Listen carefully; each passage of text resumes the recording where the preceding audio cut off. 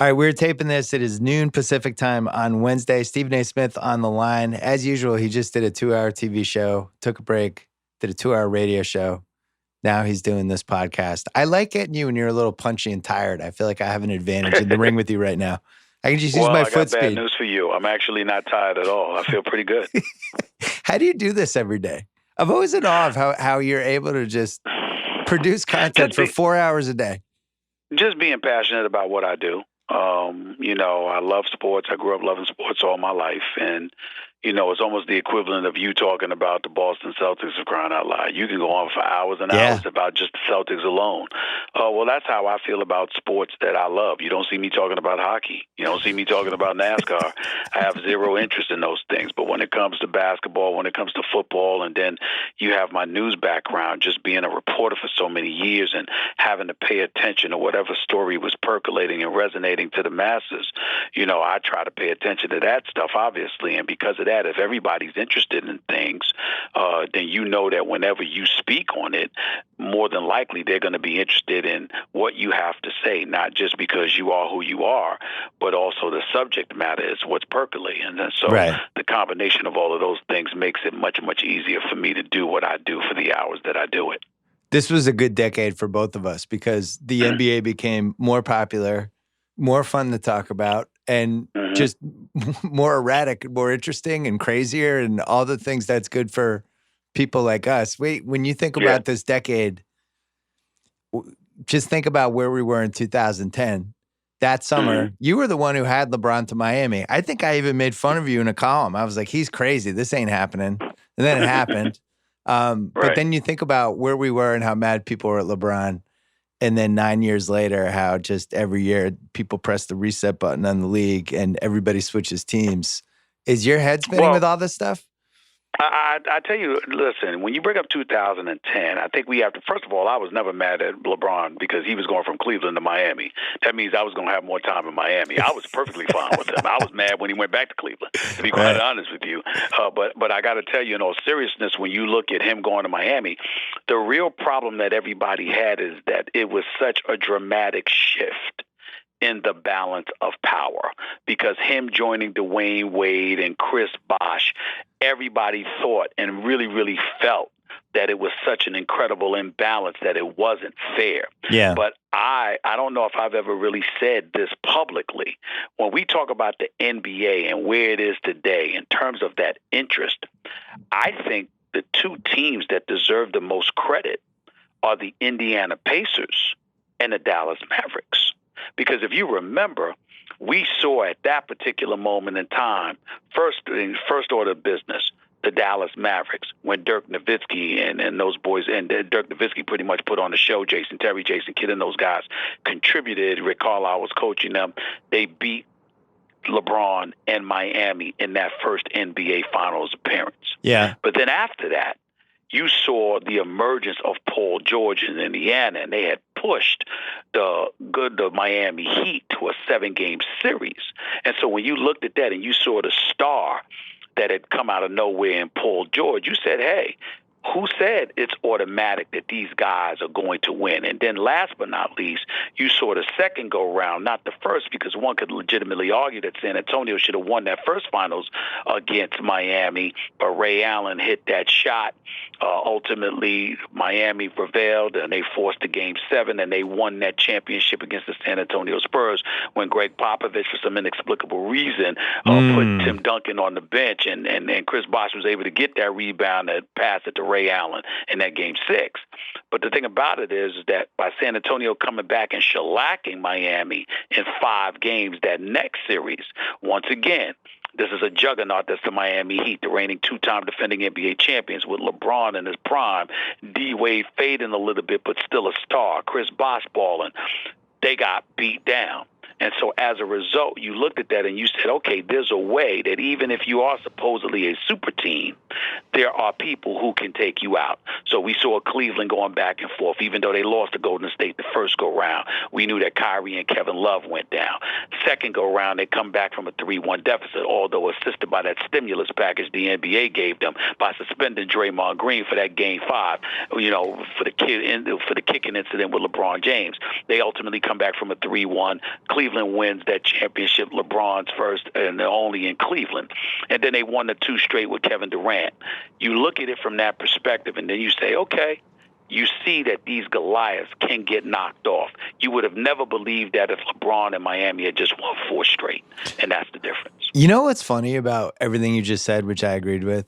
We have seen, I would say 9 out of every 10 times this has happened, the seemingly invincible team or the team of the future just not end up being invincible or being the team of the future. It's Right. way more likely that it's going to fall apart because you're going to have like the James Harden trade, or you're going to have some injuries, or in the Celtics case, you're going to have Len Bias dies right after they draft him. And Yep. you go on through the years.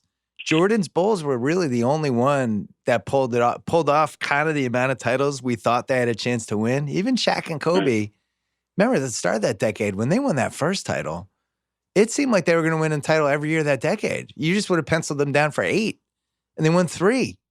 And it ended up being the Spurs won the most with 5, but they really had 2 different parts of that dynasty. I just think it goes wrong more than it goes right, I guess is my point. Yeah, I agree with you, but I wouldn't use those 2 examples, in my personal opinion. Here's why. In the case of Chicago, Michael Jordan was just head and shoulders above everybody else, not just in terms of his talent and his skill set, but the fire in his belly to win, to conquer, to destroy you. It wasn't enough for him to beat you. He had to demoralize you and literally snatch your heart out of your chest so you couldn't even think about going up against him and thinking you had a chance to win again. I mean, if you think about it, I think one of the things we have to marvel at about Michael Jordan is the amount of would-be champions he denied that opportunity at glory. And Reggie Miller might have had a ring had it not been for Michael Jordan. Even back to the days in Cleveland with Mark Price, Brad Daugherty, Larry Nance, and those guys, they might have won a championship one year the Knicks, if it wasn't for Michael Jordan. You look at the Knicks with Ewing and those boys, they might have won a title. Isaiah Thomas might have 3 or 4 titles as opposed to just 2, and with the Bad Boy Pistons. If it wasn't for Jordan, you look at Magic, he might have had 6 or 7 titles instead of just 5. If it wasn't for Jordan, Drexler might not have had to go to Houston if it were not for Michael Jordan. Karl Malone and Stockton might have had 2 rings if it wasn't for Michael Jordan. Barkley might have had a title in Phoenix if it were not for Michael Jordan. So you look at it from that perspective, his individual greatness was what really, really just dethroned everything. And then in the case of the Lakers with Kobe and Shaq, it just goes to show, never assume that too much success is always a good thing. Yeah, 1 title, then it was 2, then it was 3. But another team did it, even though San Antonio shellacked them that year. It wasn't really about San Antonio. It was about the fact that Kobe and Shaq did not want to play together. Kobe wanted that man out. Shaq didn't want to be with him anymore. Shaq, it probably was wishing that Kobe had gone to jail at that particular moment in time with the level of vitriol they had towards one another. You had that stuff that dethroned the Lakers. So that wasn't enough to convince the audience, per se, that those star-studded teams could be knocked off. Yeah, but it wasn't until LeBron and them lost to Dallas that you realized that, hey, it could happen. But think about what you just said. Because all right, if we're going to have a team that's really going to matter for 6 to 10 years, they have to stay injury-free. So you can't have that one catastrophic injury to somebody. You can't have, like what happened with Len Bias, any of that stuff. You got to keep the nucleus intact. You have to have the egos. You have to get everybody to just kind of get along and fall in a pecking order, which we just saw with the Warriors. On paper, should have been an awesome situation. It's still unclear to me from a basketball situation why Kevin Durant never would have wanted to leave that. It obviously wasn't about basketball to him. But if he stays, on paper, that should have been 5, 6 titles. Now they have all these injuries and that flips, which brings me to the third thing, which is talking about like front office mistakes. The OKC, the Harden trade. Whether they should have traded him or not, doing it when they did was the mistake. If they had just kept him another year and tried to make one more run in 2013, then tried to flip him, at least they would have had one more chance. There's so many variables that goes into screwing up a team. Now we look at where we are going forward. It just doesn't seem like teams are going to stay together that long, and that's the new variable. There's no continuity at all. I think you like that's it. A beautiful thing. You like it. Well, see, here's what I like. I like the fact that Kawhi Leonard and Paul George are together. But I like it even more that they only committed to 2 years with a third-year option.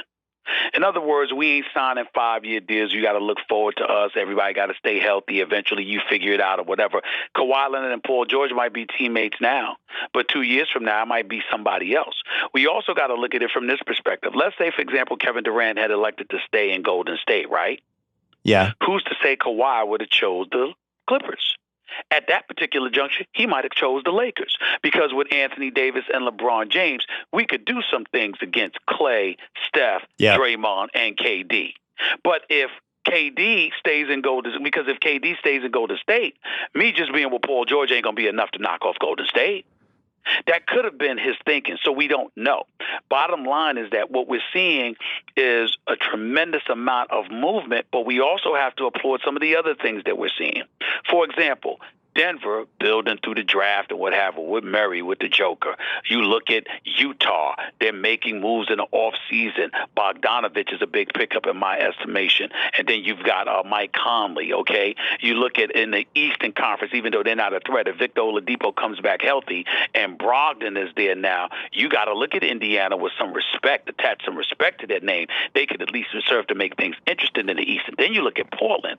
You've got a guy in C.J. McCollum that got a 3-year extension for $100 million to add to his dollars that he was scheduled to get for next season. And you got a guy in Damian Lillard who's a perennial all-star, who's a big-time performer. And what does he say? I will never join forces chasing the championship with anybody. I'm going to stay right here with the team that drafted me. I'm not going any damn place. And what do? They reward this man with the biggest contract in NBA history. The man signed for 6 years, $250 million, Bill. So when you look at it from that perspective and you look at what they have surrounding them, it's him, it's CJ, Nurkic is coming back. He'll be healthy. Even though Hassan Whiteside was a joke over the last couple of years because he stole money from the Miami Heat with his level of ineptitude, him being there and adding some size to their mix could be helpful to them along with Myers Leonard and what have you. So you look at it from that perspective, and Portland is a legitimate threat. And then you look at the Western Conference as a whole, both L.A. teams. Houston with Westbrook and Harden is going to be interesting. Portland, Denver, Utah. That's 5 teams, and Golden State being 6. All legitimate contenders that cannot be ignored by each other. And that's what makes this interesting. There's been some player movement, but it doesn't seem to be this desire to pile on excessively, as opposed to looking to hook up 3 or 4 guys together. Yeah. Now you got a couple of guys that are willing to go together and join forces to go against anybody else's duo. And I think that's very attractive. I think I'm in the minority on this, but maybe it's because I played basketball and I always enjoyed playing with people that I had played with for a bunch of years. And especially with like the Celtics in the 80s. My favorite Celtics team was the 87 team. And that team didn't win the title, but that was the team. They'd been together a while. They'd had a ton of injuries and they just kept gutting it out. And they made the finals, even though they shouldn't have. Mikhail's playing the broken foot, all that stuff. When I watched what happened with the Warriors this year, you saw the DNA of that team really come through, the spirit of that team, the character of that team. Despite all the injuries, they were really banged up. I think they were super tired. Durant goes down. Now they have to go to Houston Game 6. Everybody assumes Houston's going to get past them and go to round 3. And they band together. They do it. They get to the finals. Then in the finals, it seems like Toronto really has their number. They're going to clinch at home Game 5. Klay Thompson... they come back, they win Game 5, and then Klay Thompson goes down, and the Warriors are still fighting the whole way. I think it's hard to get to that point if you have guys that have just been together 2-3 years. So I guess I'm mourning the fact that kind of basketball might be gone soon. And I don't. And what I would counter that argument by saying is that I think you need to increase your appreciation for the individual player with loads of heart. Yeah. And here's what I mean: Klay Thompson, Steph Curry, Draymond Green, 5 consecutive NBA Finals. Amazing. What happens? They go to the finals. Kevin Durant ain't healthy. You question whether they're going to be able to do it or not. They sweep the Portland Trail Blazers in the West. They win the last 2 games against Houston. Steph Curry drops 33 in the second half of a Game 6 at Houston on James Harden's home turf. Fertitta's ready to fire everybody because of it, the owner for the Rockets. Right. They go to the Western Conference Finals. They sweep Portland. They go to the finals, and people have them as an underdog, not a favorite, strictly because Kawhi Leonard is on a tear, playing a monster playoff, performance, and they don't have Kevin Durant. So what do? They go down in Game 1. They come back and win Game 2. Okay, but Klay gets hurt.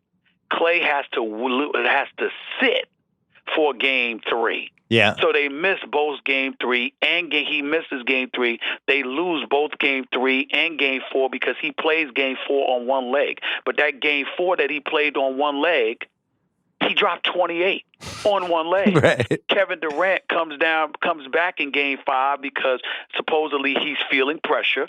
So what does he do? He comes back. He drops 3 3-pointers and 11 points pretty much in the first quarter. Yeah. And then goes down at the beginning of the second quarter. Klay Thompson is still playing, but he's hurt. He has 30 in 2.5 quarters. Through midway through the third quarter, the man had 30 before he tore his ACL. So I'm looking at guys like that, and I'm saying, you know what? They reminded me that at some point in time, sometimes it's strictly about you. It's about what you're made of. It ain't about your team. It ain't about being tired of one another. It ain't about the grueling 82-game schedule. It's about we right here. This is what we work for. And these cats are actually counting me out. They think that these brothers just going to take us out. Let me show you something. You must have forgot who the hell I am. That's what Klay and Steph were trying to do. But it's just that once Klay went down too, it was too much for Dre and Steph to overcome. I firmly believe, I think we all know, Golden State would have won the title if Kevin Durant hadn't been hurt. But I firmly believe even without Kevin Durant, if Klay Thompson had not gone down, the Golden State Warriors would be champions right now. Yeah, it's a tough one because Kawhi, I thought, was playing on one leg the last 2 rounds. He was playing great, but he was still not the same guy he was the first 2 rounds physically. Right. But Toronto had, we see this happen sometimes in the finals and in the last 2 rounds. We saw it in 2011 was a great example where just these random dudes just start feeling it for 2-3 straight weeks. Fred VanVleet is basically Barea in 2011, and that's kind of what you need to win the finals sometimes. We saw that was the difference with the 4 Miami years, where in 2011, they didn't have those guys. And then in 2012, all of a sudden, Mike Miller gets hot in Game 5, and you have these different dudes coming through, and then you have Ray Allen, and that's how you win titles. It's not just the main guys, that you have to have those wild card guys too. I thought that really hurt Golden State as it went along. You always need wild card guys, but you don't always need them to score. You need defenders, you need rough riders, you need rebounders, you need those energizer bunnies. That's why I'm such a fan of Draymond. Draymond knows he needs to improve his damn jump shot. He's got to hit He's got to hit shots from the perimeter. He knows that. He and I have talked about it on several occasions, okay? But when you look at all the other things that he does, basically the only crime is that he's got to control himself better with officials and with teammates and with coaches in terms of his mouth, because obviously he hypes himself up and he's very emotional and very active. But what he does on the court cannot be measured. That's why I was happy he got his money, because he deserves it, because scoring ain't everything. You got to do it to win games. But everybody doesn't have the opportunity to be that guy. You don't get to be on a team and shoot 25, 30 times a game if Klay and Steph are your teammates. Do you know? Because we know they're the greatest shoot backcourt we've ever seen. So as a result of that, they're going to be priority. And there's only but so many shots to go around, which is why we got to give Klay his respect and understand that he got his $190 million, and he deserved it because he's a champion. He's a 6'7" defender who's one of the greatest shooters we've ever seen and who's a big-time player in big moments. We get all of that. But the biggest thing about him is that he's also humble enough to know, I ain't Steph Curry and I ain't Kevin Durant. So I got to be that third wheel. And he played that role admirably, just like Chris Bosh, in a different way, of course, but just like Chris Bosh did for Miami. It just shows, again, you could see that winning is a priority with certain players based on the sacrifices that they're willing to make, which is why I say give them credit. It's a beautiful, beautiful thing to see, especially now, because you're seeing, because of the level of competition that's out there, what sacrifices are required. And you're not finding out just about what kind of players some of these guys are. You're finding out what kind of people they are because of the sacrifices they're willing to make, or the ones that aren't willing to make those sacrifices. I believe in the Warriors' infrastructure. I'm actually excited for them this season. I know they're not going to win the title, but I do think that they're going to be able to maintain whatever they've been able to achieve this last 6 years. It's not going to go away. We saw there were Spurs seasons like this too, when the Spurs were able to keep the train moving, even though maybe this wasn't going to be their year, but they were still going to have the structure in place for maybe next year. I'm glad they're around because there's a familiarity with those guys now. You know, I like watching them together. Hey, we got to take a quick break. So, Durant, the more I look at this, the more I talk to people, the more I flip over rocks and read the tea leaves and all this stuff. We both know that he was ready to get out of there even during the season. And you're talking early part in the season, he's already mentally, I thought it was going to be the Knicks that ended up being the Nets. Right. My theory on all of this, it's twofold. One is I think it goes back to 2017. And I've spent time with them. We've done 6 podcasts together. 2017, they win the title, and he thinks he got the monkey off his back with the, leaving OKC, joining a winner. He goes toe-to-toe with LeBron, beats him. They win the title. Now he doesn't have to hear about it anymore. This is his team. And it becomes clear over the course of that summer that people were still giving him shit that he went there. And that it wasn't his team. It was actually Steph Curry's team still. They do the ring ceremony. Steph Curry's last. It's Steph Curry's city. And I think over the course of the next year, he's starting to realize I'm always going to be on Steph's team. This didn't work out how I thought it was going to work out. What about me? What's going to be my thing? Now I've been in 2 cities. I was in OKC. We never won the title. And then I left, so I don't belong to them. And now I'm in Steph Curry's city. We're winning titles. I'm still not getting credit. I need my own thing. And then that eventually leads him to New York. And again, not the Knicks, turns out to be Brooklyn. And now to me, he seems like somebody that's searching for something. Well, he definitely does. He definitely does. But I would tell you, he had a home in Oklahoma City. He gave that up. I don't blame him. He served his time there. And as much respect as I have for Sam Presti, at some point in time, we have to talk about him. Only from the standpoint, tell me one, and you know your basketball, Bill Simmons, so I'll ask you this somewhat rhetorically. Tell me one executive in the history of the sport that has had Kevin Durant, Russell Westbrook, James Harden, Serge Ibaka, Reggie Jackson, all on the same team. Yeah. Practically at one time. And at least 2 of those guys on a team throughout his entire tenure, and has 0 championships to show for it. And 1 final win. That's and 1 appearance. And 1 finals appearance. 1 finals victory. 1. I mean, come on now. I mean, at some point in time, we got to ask, because see, and here's why I asked that question. Because you know the number one reason I believe that the Oklahoma City Thunder don't have a championship to show for Sam Presti's obvious excellence as an executive, because there's one flaw of the coaches he's picked. It was Scott Brooks. Now it's Billy Donovan. Scott Brooks is a damn good coach. I think he's a good coach. I wouldn't say damn good, but I think he's a good coach. Billy Donovan is a champion, a two-time champion at Florida, but collegiately, not in the pros.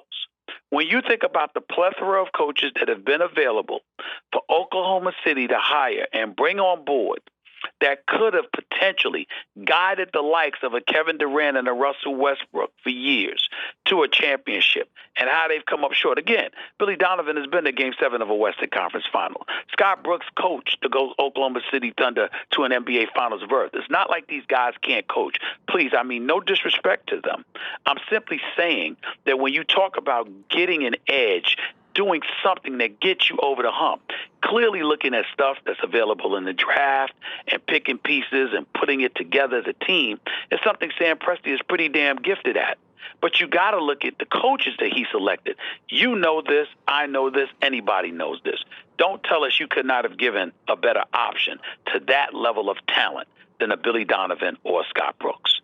I think he's come up short in that regard. And so I think that's worth discussing. Wait, can I throw one thing in there with Sam Presti? Sure. Because I think it's really important. I think it's been lost in the course of history. He was trying to put together this team, basically a 12-year plan, right? Where he's building around Durant, Westbrook. He has all these other assets, and he's trying to extend this thing for the whole decade. And he made two mistakes. We know about the Harden trade. We know that was a mistake, and we know that it's complete bullshit that they had to trade him when they did. They could have amnestied Perkins. They could have paid the luxury tax for 1 year. They could have played it out and waited until the following summer, whatever. Hold on, Bill. It's very important that you mention this. They let go of Harden for $4 million. Not $4 million a year. Yeah. Not $4 million a year. Literally $4 million. Yeah. Yeah. Let's remember that. And they had moves. They just decided, let's do this now. They actually had him on a really good contract that year, heading into the 2013 season, coming up the finals. But going backwards, remember when they re-signed Durant to the extension? And it was right after the LeBron thing. And it was like KD has signed for the full 5 years. And it was a big deal. Everybody was like, oh, man, what a loyal guy. And we did all the dumb stuff we do as media people. Mm-hmm. What I heard was that, KD was going to do 4 years with an option for the 5th year, right? Mm-hmm. Presti goes to him and says, hey, I think it's better for us and the team we want to build if it's 5 years. It really shows that you're making a commitment. KD at that point is 22, 23 years old. He's a kid. And he trusts him, and he's like, all right, you're right. I want to be here. If that's going to help us be able to build this whole thing, let's do it. And then 2 years later, they trade Harden. So to me, that paved the way eventually. That opened the door a little for Durant leaving someday, because I thought they double-crossed him on it. You say that. You put it that way, and you're not inaccurate. Please don't get me wrong. But here's what I think that's important to mention. In a roundabout way, you're saying something that I'm going to say directly. Okay. Presti and them essentially had the attitude, shut up and play. Yeah. You handle that, we'll handle this.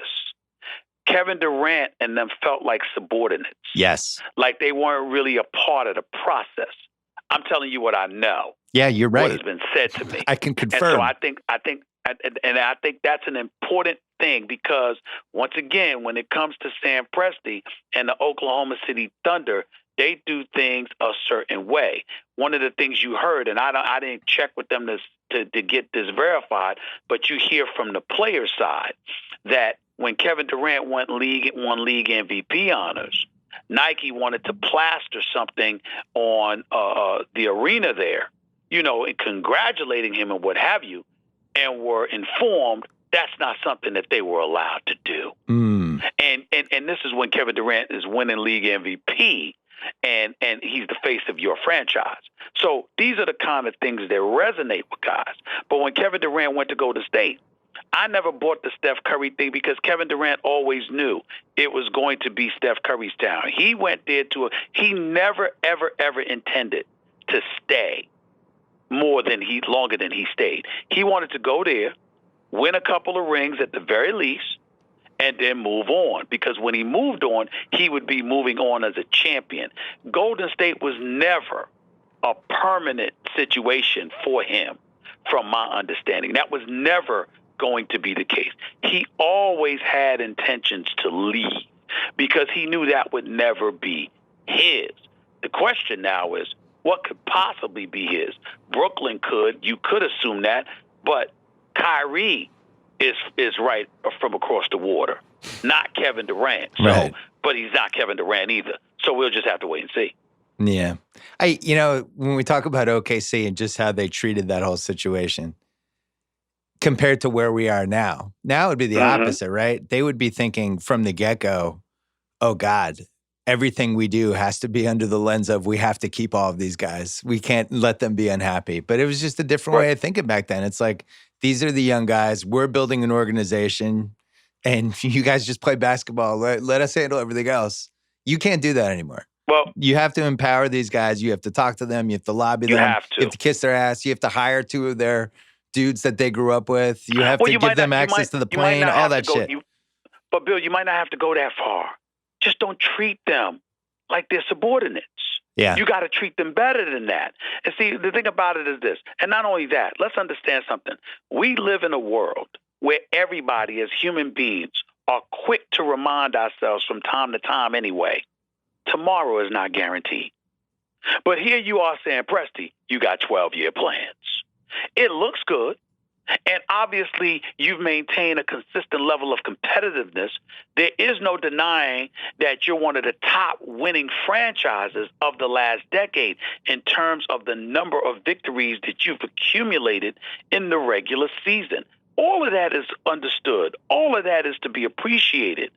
But when you have those quality of players and you don't have a championship to show for it, what it says more than anything is your priority was maintaining a consistent level of competitiveness as opposed to genuinely going for it and grasping an opportunity at the chip, as opposed to just saying, we got there, we're in play to be competitive for several years to come. At no time did he ever, some people could argue, at no time did he ever say we're going for it. I would beg to differ in terms of his player moves. I think from a player's perspective, in terms of formulating a roster, I will say Sam Presti went for it. My problem is you cannot say the same about him when it came to picking a coach to get the job done. Right. He did not do that. And then Masai is the flip side of that, right? That was the all-time we're going for it. It's like, this is That's right. 1 year. Here are all my poker chips. This probably won't work, but I got to try this and do it. And now, you have these guys when you draft them for their whole rookie contract. And then it seems like for about a year and a half after they sign the extension. And then that's it. And now they can force their way out. So the whole concept of having a 12-year plan, I mean, shit, you can't, like, if you're New Orleans, can you have more than a 4-year plan with Zion? 5 max? I don't think so. And you don't even know if he's going to be healthy. You bring up Masai. I think actually Masai made a mistake. I think he did. I personally believe he should have taken a shot and gone to the nation's capital and took over the Washington Wizards. Oh. I truly believe that. Because here's my belief. You have nowhere to go but down in Toronto. Now, you will be, security for years to come, no question. You'll be somebody who will be deified in that area for a long time to come because you got rid of Dwayne Casey, who was the coach of the year, got you to 59 wins, the number 1 seed in the Eastern Conference before they got swept in the second round by LeBron's Cavaliers. But you got rid of him. You brought in Nick Nurse there, did a tremendous job. And obviously you traded an all-star on DeMar DeRozan, and you got Kawhi Leonard. And it was on a one-year wonder, but they delivered the goods. You got a championship. To me, once you do all of that, you throw all your chips on the table, and you cash in with a championship, you move on. To me, he should have taken the job in the nation's capital. He really should have. I'm half agreeing with you. I think you move on. I'm not sure that's the job because that John Wall contract. I just brought up Washington because that's who was coming after. That's I know, but that John Wall contract. I'm like, hey, I'm good. Call me in 2 years when there's only 2 years left of that deal. That's true. If you look at like the great jobs, the big kahuna jobs, I still feel like your Knicks, that's the great challenge now, right? That's the pre-2004 Red Sox, pre-2016 Cubs of NBA jobs. You're just doing that to get to No, me. That's all. I'm right. That's all you're doing. I'm That's not all you're wrong. doing, Bill. Am I wrong? You're just doing it to mess with me. You're just trying to get on my nerves, but it's all right. Am I It's all wrong? right. I deserve it. I deserve it because here's the deal. I can't, with a good conscience, encourage anybody to take the Knicks job as long as James Dolan is there. Yeah, I'm with you. I just can't do it. Yeah, because you're working against something. And here's the interesting part. For the most part, not in all situations, but for the most part, he does not interfere. For the most part, he lets you do your thing. For the most part, he stays out the way. Yeah. Now, the problem is the business of Madison Square Garden usually interferes with the basketball operations. And obviously the politics and the PR, because he's so petulant and so petty in certain ways that it gets in the way. When you are having season tickets snatched away or tickets snatched away from a patron because he's on video asking you to sell the team, and you're that petty, it's a problem. When you know that the Knicks are trying to go after Kevin Durant and Kyrie Irving, and you're making news for having a newspaper banned from your press conference, like the New York Daily News, that's a problem. Right. Because it just gives every indication that the circus is in town, led by this man, and players today don't have to deal with that. We ain't even bring up the money, the cost of living, taxes that are exacted against you. I mean, it's over 11.5% in New York City, my man. Okay, people ain't trying to give up that much of that money when you could be in Texas or other places, unless you're in the warm weather that is California. A lot of people ain't trying to deal with that. So you got a whole bunch of things going against you, but certainly that's near the top of the list. You just don't want that headache. And that's why I couldn't encourage somebody, the serious thinker. You got to remember, Masai Ujiri is he's somewhat politically active, if not more than somewhat. Yeah, that's true. He cares about his nation of people. He cares about addressing Congress and bringing certain issues to the forefront and what have you. He's serious about life, not just about basketball. Imagine him taking the New York job and having to deal with that nonsense. It would drive him crazy. Do you think, because I remember Colin Cowherd did this once. He had this whole riff that I was jealous of about when Notre Dame wasn't good for a long period of time. And people felt like Notre Dame was good. And yet his argument was, if you're 18, you have no recollection of Notre Dame being good. You just know that they weren't good. So why is that an appealing place to play? You look at the Knicks, LJ's three-point shot was 20 years ago. It was literally 20 years ago. If I'm a 25-year-old NBA superstar looking for a team to settle down in, if I'm Kyrie Irving, Kyrie's, I guess, 26, and I have no recollection. I have no recollection of the Knicks being good. All I know is 20 years of dysfunction, and I can rattle off my head the 15 terrible things that have happened, and all the losing, and all the lottery appearances, and all the things I've read online about James Dolan and Charles Oakley getting booted, and you could go on and on and on. I mean, you talk about Willis Reed coming out of the tunnel. It was 50 years ago. He doesn't give a shit about that. Bernard King, that was 40 years ago. Well, you point to you look at it a different way. You look at it as they haven't won in a long time. The 4-point play was 20 years ago. All this other stuff. You know what I think about? Yeah, I think about all of those years that Patrick Ewing, Anthony Mason, Charles Oakley, Charles Smith, and those boys, John Starks and them, they were going to the playoffs, right? Not one single championship to show for it. Yeah. And even when Jordan retired, you went to the finals against Houston. As great as Ewing was, he wasn't Akeem the Dream Olajuwon. Nope. And on top of it all, Pat Riley, who was your coach, acquires Rolando Blackman during that season and still allows John Starks to shoot 2 for 18, 1 for 11 from three-point range, and ultimately failed to deliver an NBA championship in a 7-game series loss to the Sam Cassells, Kenny Smith, Hakeem Dream Olajuwon, and those guys that one star of the world. So even when things were going great, you still don't have a glorious moment to show for it. Yeah, but, I do think that Knicks team really still matters to people of multiple generations just because, gritty, physical, played hard. It just kind of reflected the city in some weird way. So I do think there's an affection for those teams, right? Well, it's an affection for those teams, but the reality is that there's no championship to show for it. There's no parade down Broadway to show for it.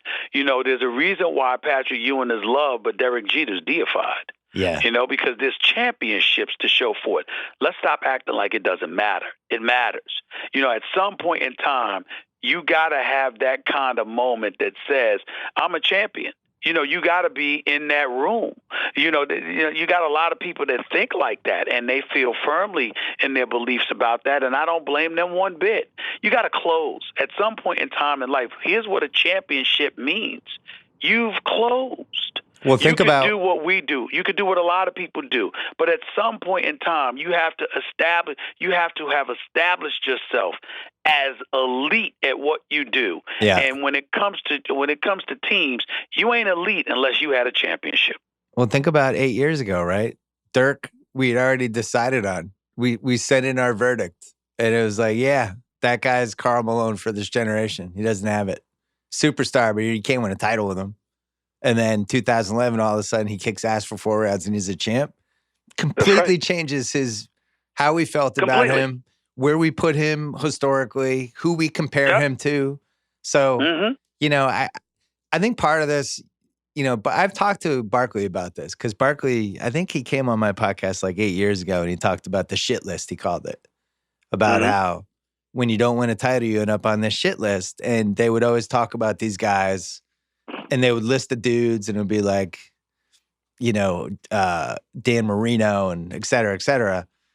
And he would always feel really bad because he was on that list. And it was like, those were all great players that just happened to not win a title. Unfortunately, it does matter. It matters that you never had that one moment. For Barkley, it was 93, toe-to-toe against MJ. Toe-to-toe. And MJ was just like, 2% better. And that's just the reality of it. If he had that 93 Suns team 1 year later, probably wins the title.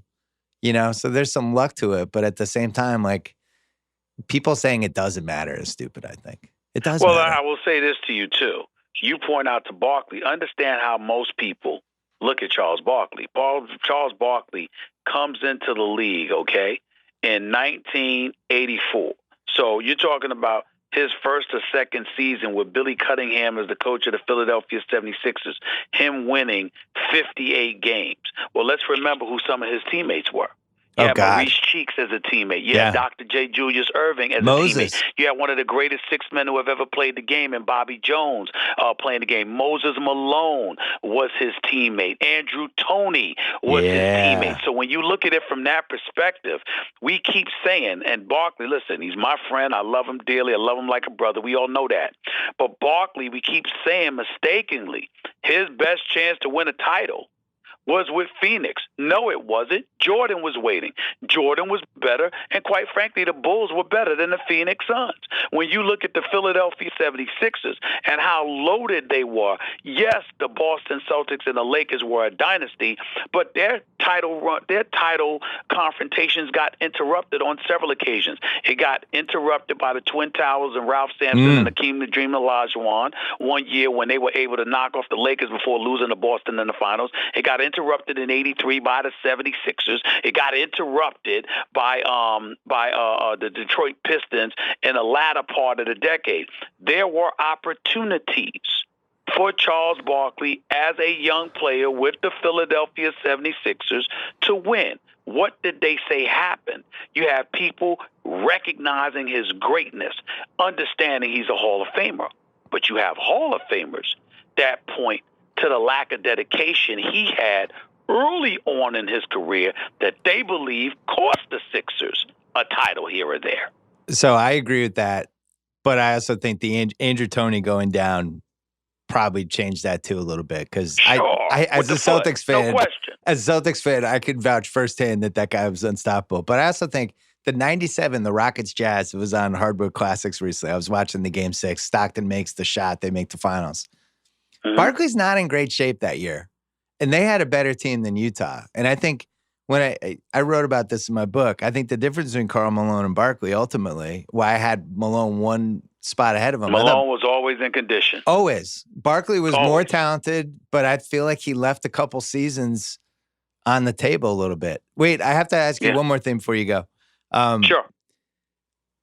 Your job right now, it seems like in the NBA, especially with Twitter, where, you know, we both like to criticize people. You're doing it on ESPN on a high-profile show that you know a lot of people are watching, and they get mad sometimes.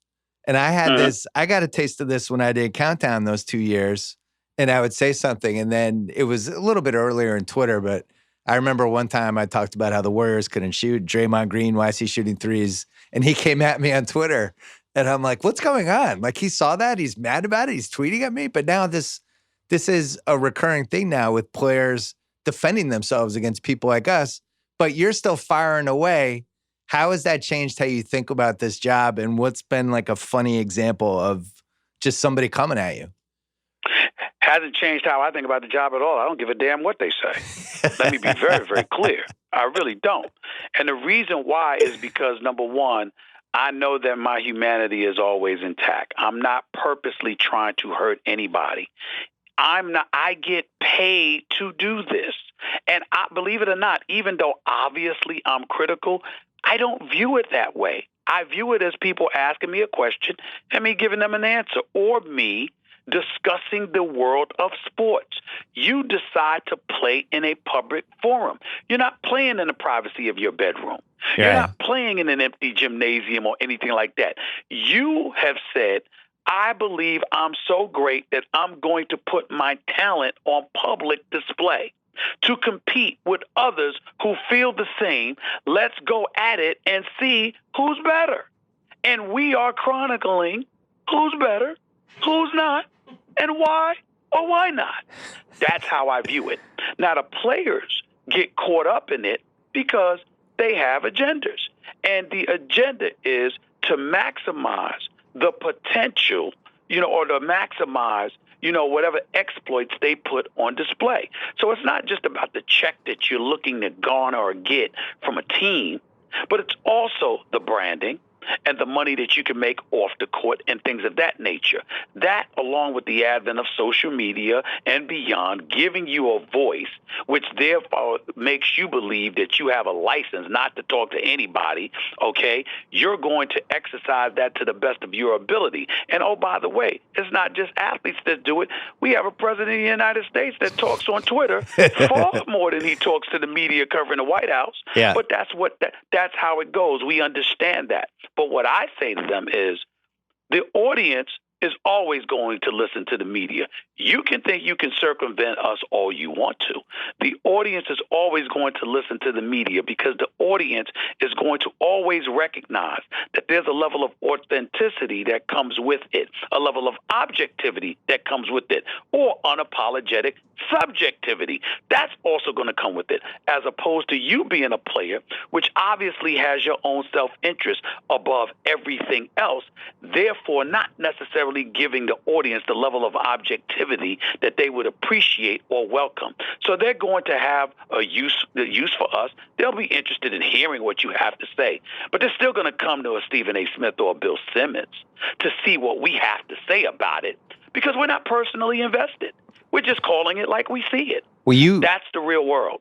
That's the way it goes. And as I've said to many people on many, many occasions, I have no ill intent. I have no hatred in my heart. I'm not trying to hurt anybody. I'm just trying to do my job, be recognized for it, get paid handsomely for it, and go to hell home. But let's make sure we understand something here. When it comes to Bill Simmons and when it comes to Stephen A. Smith, we ain't exchanging Christmas gifts with these people. Yeah. We ain't eating Thanksgiving dinner with these people. Whether you talk to me or not, I'm going to still do my job. And they need to get over that. And if they can't, that's a personal problem that they'll have to figure out how to deal with. Because, damn it, I'm going to be who I am. This is the way it's going to be. Well, you mentioned the key word, authenticity. I feel like if I'm critical of somebody, it's always going to be from an authentic place that was well-researched and well thought out. I do not have agendas. I'm not trying to hurt people. But if I don't call it like I see it with whatever is going on, then why would somebody care what my opinion is? Well, And- let's also understand something very important. You can research and still be wrong. I know I have. Yeah, But me so too. what? As long as I'm willing, and I've said this to many players, if I'm wrong publicly, I'll apologize publicly. I'll say so publicly. I'm not perfect. I'm not infallible. I think I'm pretty damn good, but I'm far from perfect. The point that I'm trying to make is that you're going to be wrong sometimes. That's okay. Yeah. The question is, do you have malicious intent, or do you spread misinformation with an objective and agenda to hurt other people? I can proudly say from my soul, I have never done that to another human being, ever, and I never will. Yeah, and guess what? It's okay to not agree with everybody else on stuff sometimes. Exactly. All right, this was fun. Thanks for doing this. You can watch Stephen A. on First Take. You can there might be some NBA stuff for you too. Just I doubt rumors. it. We'll Rumors see. percolating. We'll see. Don't believe everything you read. We That's watched- all I'll tell you. We stood next to each other. We watched the Ray Allen shot together. Remember, we would have Yes, we those little did. stupid stage things they would put up in Miami, and we would watch That's the right. games. That's how we got to know each other. That's exactly correct. And That's I exactly correct.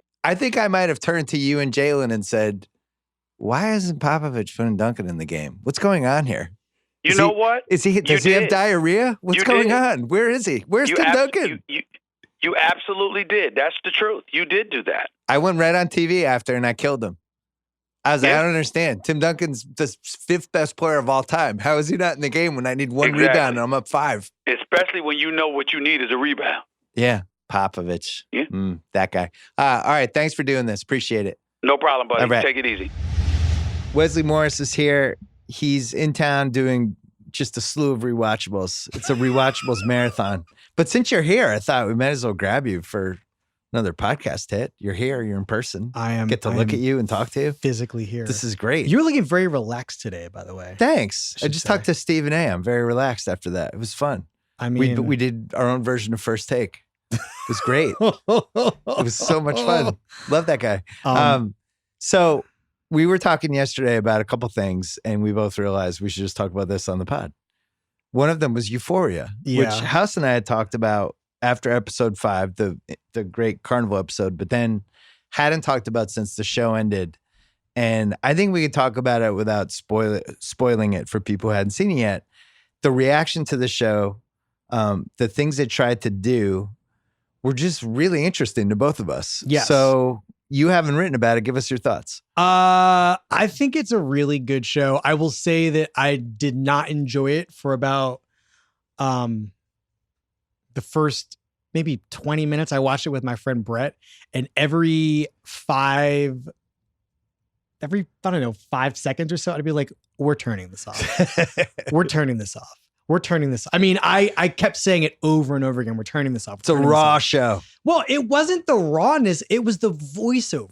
I don't like. You just didn't like how it narration. was done. I don't like narration. I don't So like you narration. and I are both on this corner. To me, it's like if you're doing narration, I'm going to assume this is going to be bad unless you talk me out of this. Right. Yes. Talk me out of this. Shawshank had narration. Great. Well, you know how I feel about Shawshank. Well, we're never discussing that ever. You're not invited on the Shawshank Rewatchables. I'll tell you that much. Guess who's not invited? Y'all need somebody to tell the truth No. on Shawshank. There's no truth. No, you're not invited. You need it. You need it. Okay. Anyway, so after about 15 minutes, I don't remember it was basically the end of the episode Yeah. where Rue and Rue's the transgender character. no, Rue's the protagonist. Oh, no, Rue's the protagonist. Right, Jules right. is the Jules, transgender right. character. So Jules and Rue rules. Huh? I know. Wonder if that's going to Confusing. happen. Rules. J rules. They're just sitting on. They're lying on Jules's bed, and I'm like, and it's a crane shot, and I'm like, I don't know where this is going, but I realized I had stopped saying to Brett that I want to turn it off, and you're invested. and I want to know what happens next week. Because I actually think that show, for all the complaining that got done almost instantly about it being like an unfair or irresponsible depiction of teenagers, I don't think the show's about teenagers. That's like saying Fast and Furious is an irresponsible depiction of car racing. Right. I mean, exactly. It's not. It's not supposed to be anything other than just a crazy show about these characters, and you're supposed to have intense relationships with them. That's fine. It's okay to do that with a TV show. Nobody's saying this is what LA high schools are like. No, but wait, is it set? Where is it set? I don't know. Where is it set? It's some amorphous, It's kind of outside of LA type This suburb. is the other thing about the show, though, that I think is really interesting, which is that it isn't a show, like in the same way that I really believe that it's not really a show about teenagers in high school. I think it's a show about human behavior. Yes. As enacted Dysfunctional human behavior by teenagers in high school. Yeah. And what I think is great about the show is it sort of, by the end of the first season, it turns in, like, it doubles down on its thrillerness. Yeah. And becomes committed to a kind of Fincher-esque sort of superficial interest in, like, the flashiness of human behavior, as opposed to, like, really exploring what its implications are. But even then, it's still fascinating to me to watch these different types of people be themselves. And the other great thing about the show, and I don't know if you feel this way, but you're watching a show with a bunch of people who in a different show would have been othered in some way, or now they would have been made, their quote difference unquote would have been made special. You've got two biracial sisters, you've a trans woman, you have an aggro, toxically masculine white man. Which one? The quarterback or his dad? Two. Yeah, yes, I guess the quarterback and his son. It's a great father-son combo. You have several Latinas. You have a black man. You have a couple white girls. But none of these people you have a young black man, a football player. And none of these people's characters are defined by their sexual orientations or their racial identities. You're just watching these people who have these selves interact with each other, and the source of the tension is not the differences among them in the sort of in any sort of like racial or sexual way. I mean, the sexual stuff and the racial stuff doesn't not matter, but it isn't the engine of the plot, right? Is not a show like HBO, I think, was in a bit of a pickle about how to make you want to watch the show, because it just seemed like it was like young people discovering their identities. And I don't want to watch that show. Well, and also it seemed like part of the appeal, I'm sure, for HBO is like they hadn't had a controversial show in a while. And they wanted it to be the controversial new HBO show Euphoria. Right. But it's exceptionally well done. It is controversial. It is. I mean, it's been made controversial. It's exceptionally well done and well acted. And I guess the basic point of the show is everybody's got something. Bill, what's yours? Yeah, it's just like, hey, man. It's like, we're not judging here in Euphoria. No. And it's funny because every character is damaged in some way.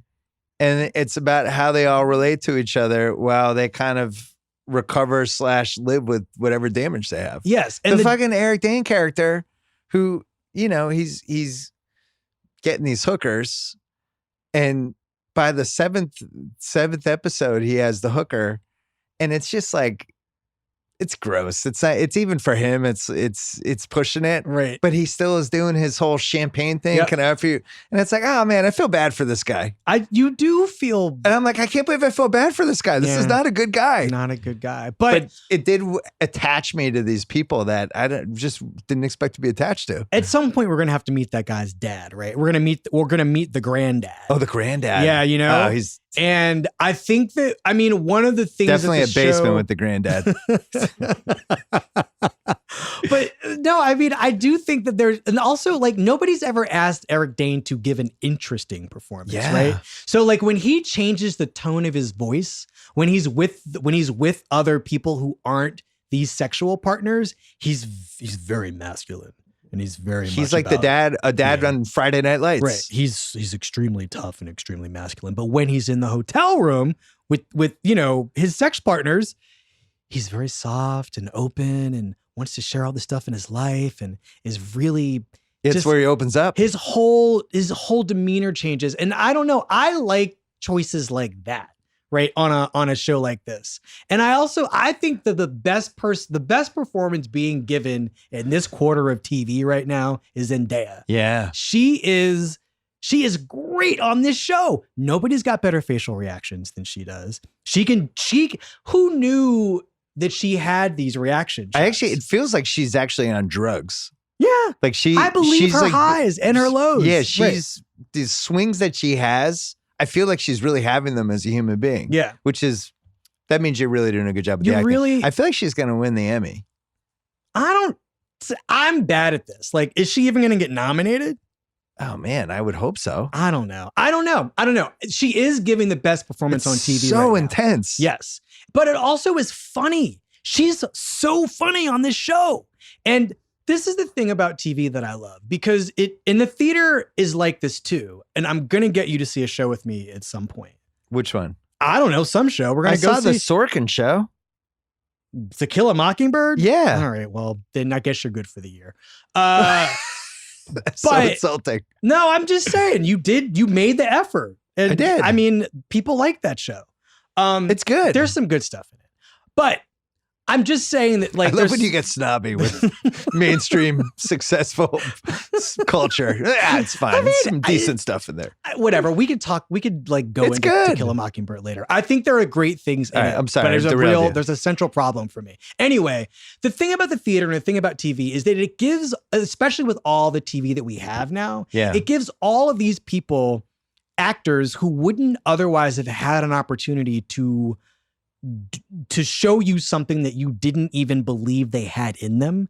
There's a way that Zendaya is just some girl on a Disney show who was in that bad P.T. Barnum movie with Hugh Jackman that had all the good songs. And this is a performance that I don't know if a movie director trusts her to give, right? I mean, maybe she kills it in the audition or something. Well, think about 25 years ago. This is basically My So-Called Life. That's a good point. And you're not, and by the way, My So-Called Life's a good example of, she has a gay friend. Hey, he's gay. Look at that gay guy.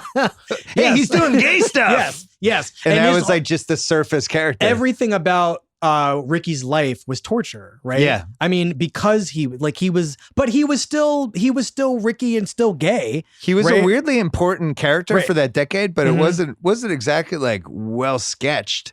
No, but I think that there was something about the bond that he and Angela had that made. Well, that was the first time we'd seen a girl and a gay kid, a gay boy, just be friends on TV. Yes. When did that ever happen? It was like the gay guy in Melrose Place. Oh man. Who was talk about surface character. His whole thing was like, "Hey, I'm the gay guy." What was that? But there was no gay people on TV in the 90s. What was that guy's name again? Doug Savant. Right, but that was the actor. Matt. Matt. I was going to say Matt. I was going to say Matt. Well, right. And so if you're Zendaya now, you've been given this part, and I mean, she has given it everything she has, and I don't even think she is not even maxed out in terms of what she can do. What else? I like your point about the more opportunities enables something like this to happen that we didn't know was going to happen. It would be like if the NBA expanded to 150 teams, which would be ludicrous. Well, you wouldn't really want that, though. No, but I'm saying we have 150 teams, and then all of a sudden somebody's becoming the best player on a team, and we're just surprised. It was like, oh, wow. But didn't know they could do that. Right. Well, what's interesting, though, is that there is still a lot of mediocre acting with all this TV on. Right? Oh, yeah. It's not like, I would say more than ever. It's not like there's so much, there is more great acting probably per capita, but it's not like every show you watch has like a bunch of great acting on it. You've got like the Pen 15 women who are just, have you watched that show? My daughter was out. She thought they were too old. I was shocked. I know. She was like, they don't look like they're 14 to me. I'm like, yeah, because they're 28. That's why. But she was out. So she didn't want to watch it. So I was out. All right. We got to talk to her because she's got to go back, because the thing that's so funny about that show is that they are older. Yeah. And it's how they have not forgotten all the muscle memory of being in middle school. I mean, I might start crying just thinking about how good those two women are. So I should force her to watch it, like eating broccoli. Right, yes. And think about being like a 15-year-old kid trying to keep a straight face amid a bunch of ridiculousness. Like, I don't know how the kids on that show it must be like the 18th take. Because I don't know how these like little kid actors are really keeping a straight face with these two women in these scenes. It's crazy, this show. Euphoria doesn't have that problem. No. With people keeping a straight face during the takes. But there is a lot of ridiculousness on this show. And the thing about Zendaya is she really... There's a way of being funny with your body that I don't know as an actor how you do it. But there's something in her that is just naturally funny. And her sense of humor is guiding this part, not her sense of tragedy. And I think she trusts that the writing is going to do the hard sort of melodramatic work. And that just sort of lets her do more interesting stuff as a performer, especially with her like slack face and like the sort of stoned, not even glassy eyed. She just has a sense of wonder that seems like drugginess. I don't know. This is one of those once in a lifetime special performances that you just said she wasn't even getting nominated for an Emmy. But what are those? I mean, with all due respect to Emmy voters, what do those people know? They don't know anything. It took Jodie Comer 2 times of being on Killing Eve to get an Emmy nomination. I don't know what they didn't see the first season that they saw this season, but she was just as good this time as she was the last time. Awards are weird. That's all I'm saying. I can't trust those Emmy voters to all have watched the show and to think Zendaya is as good as I know she is. You and Sean are doing a rewatchables about Do the Right Thing today. Yes. And that was 30 years ago. Not nominated. Well, not nominated for Best Picture. Yeah. Or, any more supporting actor categories than are nominees. Not nominated for Danny Best Aiello. Picture or Best Director. No director but that's just how it worked. It's rough. Just how it worked. It's tough. I'm not saying it's okay. They frequently get it wrong. Yeah. That's all. We still do. If there's any consolation, we still get stuff wrong. It hasn't changed. Anything else catching your eye from a TV standpoint? Because I actually think I've come around a little on TV. I've actually thought we've had a good TV season. I've enjoyed stuff. Oh, yeah. I mean, everything. I love Fleabag. I thought Killing Eve was good. Chernobyl was amazing. Stop. Fleabag. I like Succession. There is another show that I don't know how they make that show. It's not a show. It's 6 25-minute episodes. It has no correlation to anything. Whatever we're calling it. It's like a 6-episode movie. I don't know how they did it. And and Phoebe Waller-Bridge and the actor who plays the priest, whose name I can't remember. The hot priest. Oh, first of all, that's what Kate and Liz call. You don't have to tea time. No, before I started watching the show, they were like, "There's a hot priest," and I'm like, "What?" Yeah.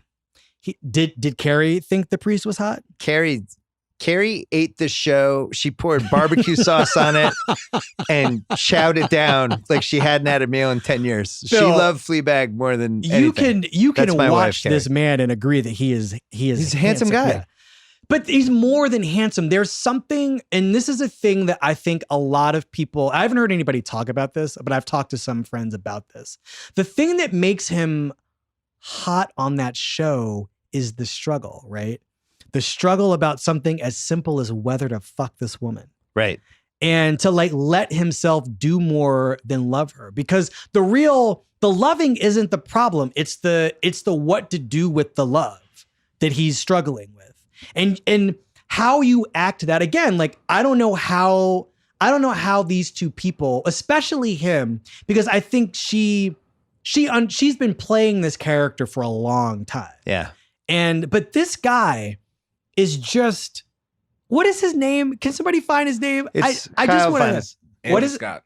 Andrew Scott. Well, but it's the struggle of should we or shouldn't we, which we've now seen in every variation. We've just never seen it with the priest. Right. But that's why it feels different. But again, he's funny in the struggle is not just the thing that's so painful about this thing as a work of art is that it gets at every level of desire, right? It is the struggle about whether or not to do a thing that you shouldn't do. You shouldn't do, but also that if you did do it, maybe it would work out. But I also think he's thinking, is she somebody that I really want to take this leap with? Yeah.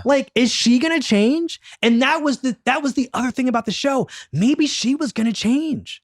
Maybe she was going to grow up.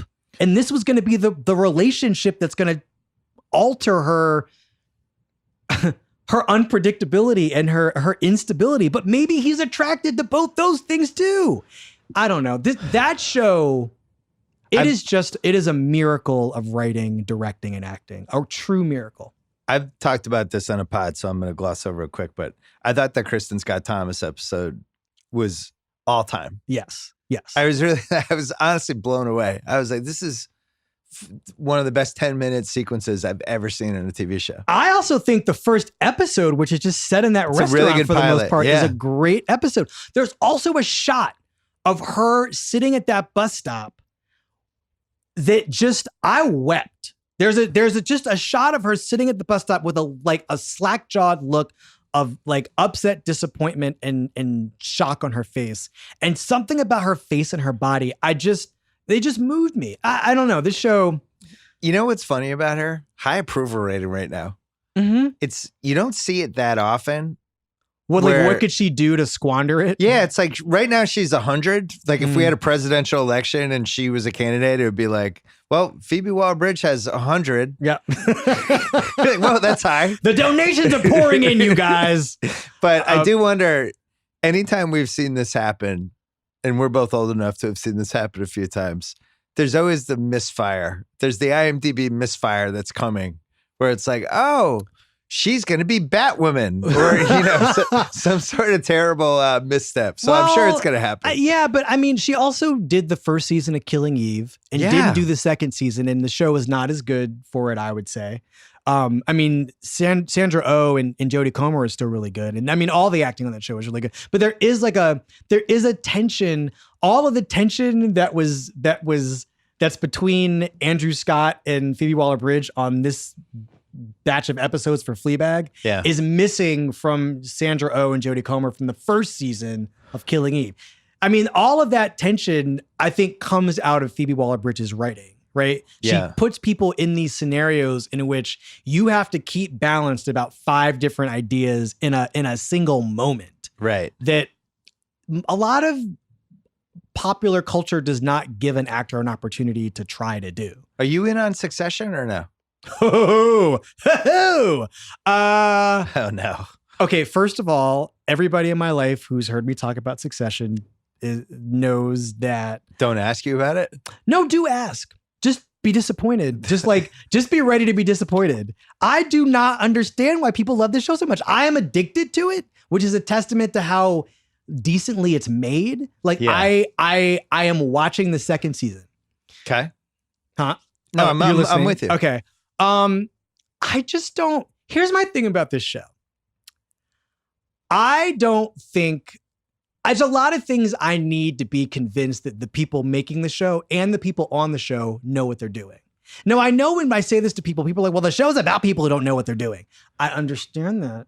But we're at a point in this family's relationship where the company has done really well for a long time. Yeah.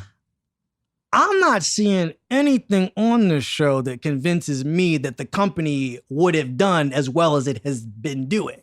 Oh, wow. You're going there. Is Logan Roy really good at his job? Are you giving me are we sure Logan Roy's good? I mean, but here's the thing about the show that I don't think anybody's really prepared to talk about. Yeah. This show is about whiteness. This show is about the privilege of a bunch of white people to just be given the benefit of the doubt based on their whiteness. And I would throw their wealth in too. The other joke now is that isn't good enough in 2018 and 19. Yeah. That's the comedy, right? You are watching these entitled white people fail. But I don't believe, based on what I'm seeing, I need some like in 1960. Like when he started, Apple, or like he had some amazing brainstorm. I need some highlight reel of Logan Roy's great business triumphs. Or I need like Jonathan Mahler of the New York Times Magazine who wrote this great story about the Murdochs. Yeah. I need that treatment. And with Jim Rudenberg and Jonathan Mahler wrote this great epic. Yeah. I read it. Right. So I want that treatment given to this fan. I want some version of that. It only takes 5 minutes. I will be in on the show 100%. So you think he started AOL, something like that? Right, something. And then sold it in 99? Because there are all these other business family corollaries, right? There are any number, there's so many of, not so many other, but there's a handful of families that the Roys are allegedly or could be based on or are very similar to. I just don't believe the show. And I don't believe that the dynamics among the siblings. I feel like if you're Logan Roy, aside from the fact that somebody's got to run the business, why does it have to be these kids? Like, maybe Shiv, but what business experience does she have? Like, and does she just wants it because they want it, right? I don't know. I feel like. See, my biggest criticism is I don't understand why Shiv and Tom are together. Oh, well, that's just called marriage. No, but I don't understand why they haven't even had a divorced? date.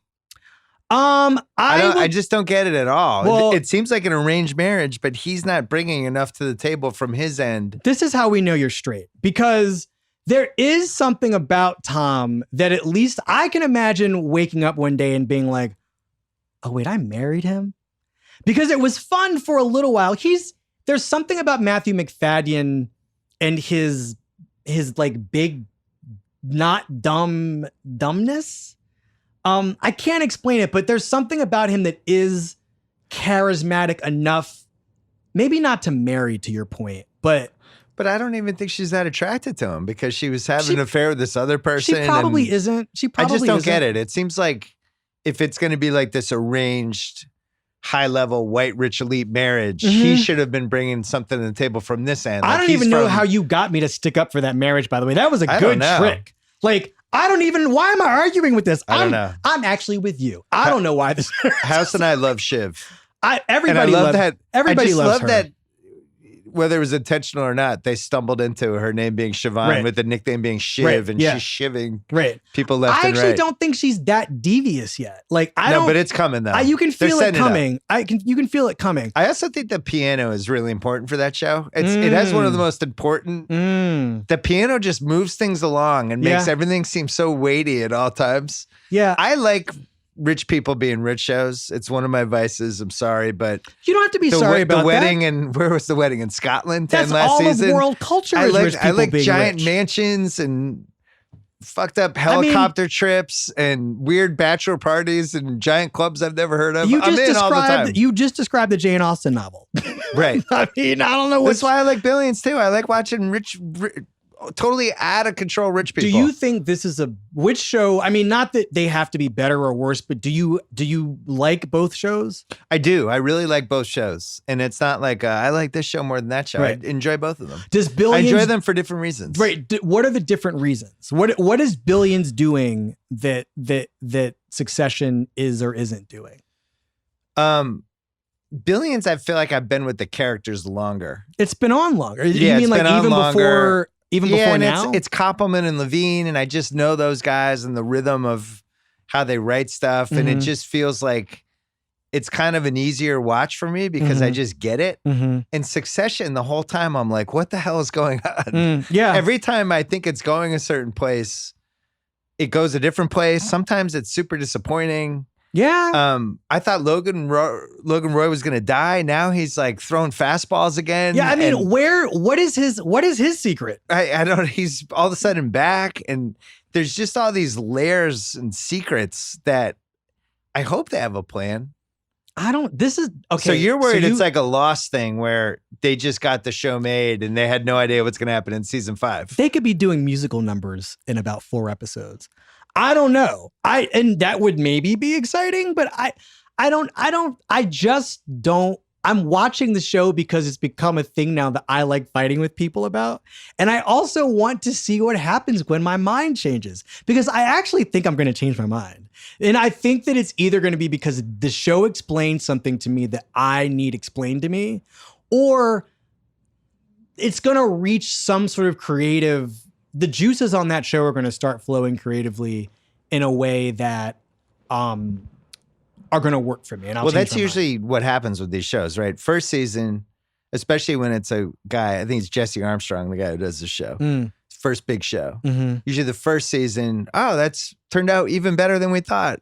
Second season, you got to repeat it, and dealing with all the criticism you got for it for the first time. That's usually it's the third season when the show becomes whatever it becomes. Yeah. I mean, do people have that kind of patience anymore? I mean, I wonder. I don't know. Kyle does. Kyle loves these shows. Wait, Kyle, are you watching? Are Billions? you? Or no, Succession? Yeah.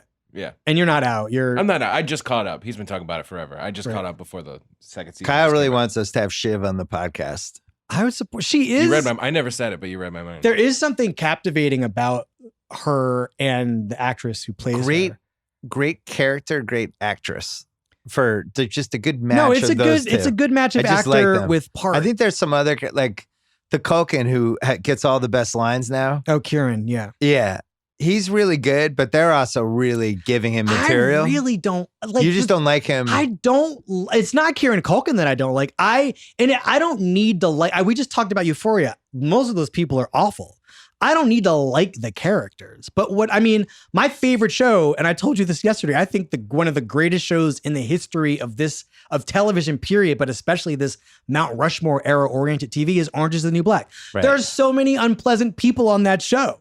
But it has nothing to do with like that does not compromise the show's excellence. It makes the show even better because there's so many unpleasant people on it.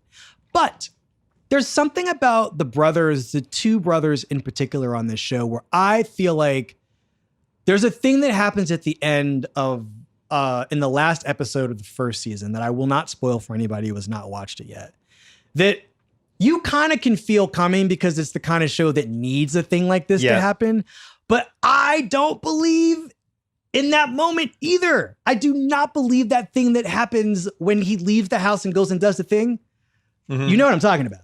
I know what you're talking about. I don't believe in it. And I also don't believe, I think it's a way to sort of further double down on the thing that I am talking about this show being actually about, which is like the sort of handcuffslessness of whiteness, right? Where like, of course, they'll find a way to make this problem go away. Right. Because that's the world they live in. I also, here's another thing that I'm thinking about when I watch this show. I don't know if you remember Robert Townsend's stand-up special, his stand-up comedy from the show. late 80s? Right, yes. Yeah. Robert Townsend's Partners in Crime. Yeah. There was a recurring sketch on that show called The Bold, the Black, the Beautiful. Right. And Succession to me is like, it is all, if it's possible to be a parody of a parody in some ways, where there's just something about this show just seems like a joke on something that it hasn't quite figured out the joke for yet. But don't you think the end game of this is Logan Roy gets accused of sexual assault sexual harassment by 9 people that worked with him over the years? We find out the whole time he's been like Harvey Weinstein or Dominique Strauss-Kahn. I feel like there's a Me Too moment coming with him that just kind of has to happen because this has happened so many times now with the Roger Ailes, Les Moonves, Harvey Weinstein that we haven't seen a TV show really go after it. Maybe. And it's set up for this show to be the show, I feel like. But then doesn't that change? I feel because it's a show about succession. We need a catalyst for them to actually really try to see who's succeeding on. Well, this is interesting because I do think the ambiguity around the business operations of the Roy's business itself is so, it needs something to give that business some clarity, right? Well, we just found out last week they owned a website that had 476 employees. This is, I mean, again, like, is that a joke or is it proof They're on one office somehow. Right. That was amazing. I don't know. I keep watching this show again because it's fun to talk about and I love the people who love it. But I also am waiting to see if something's going to happen. Last question. Best movie you've seen in 2018? Oh, God. Shit. We have 4 months left. You might not have seen it yet. I don't know. I've seen some good stuff this year, though. Oh, good Lord. Hobbs and Shaw? No. I like Us. I think Us is really, Really? I don't think it works all the way. Oh, I was so disappointed. Yeah, I think my were. expectations were too high. Lots of people were. I think it's a really good second viewing kind of situation. My girl's in it though. Lupita? Yeah. No, she's wonderful. I've- Lupita Nyong'o is She's really great in that good movie. in this movie. I support all Lupita.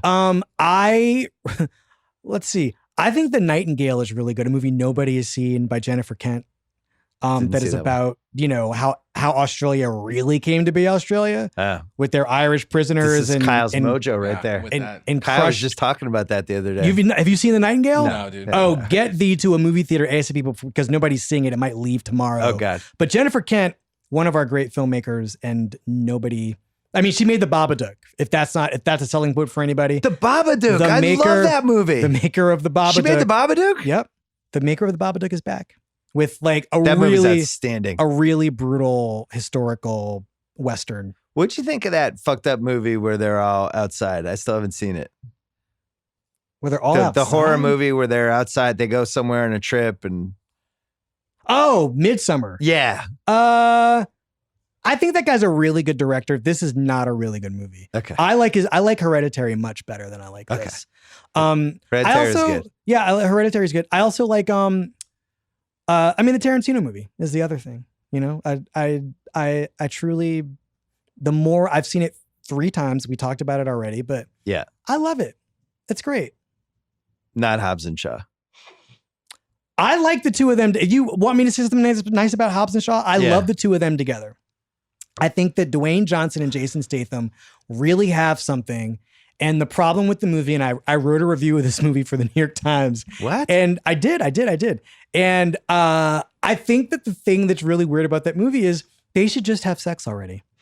They should just do it because the movie knows that there's like the joke. I don't like it. It's like Tango and Cash, same kind of sexual It's the energy. same thing, except it's more intense here because the way that they use the sister character, who's played by the woman who's on the And on she the has Crown. more sexual intensity with Jason Statham, who's her brother, than The Rock. Ding ding. They've ding, never ding, ding. figured out The Rock in movies with love interests. Well, there's a lot you have to explain about him. Because it's like he's like the fucking Hulk. He doesn't. Right. You have to explain. I was thinking about this. I like girl. Okay, wait. He's So like the Hulk. that is not his problem.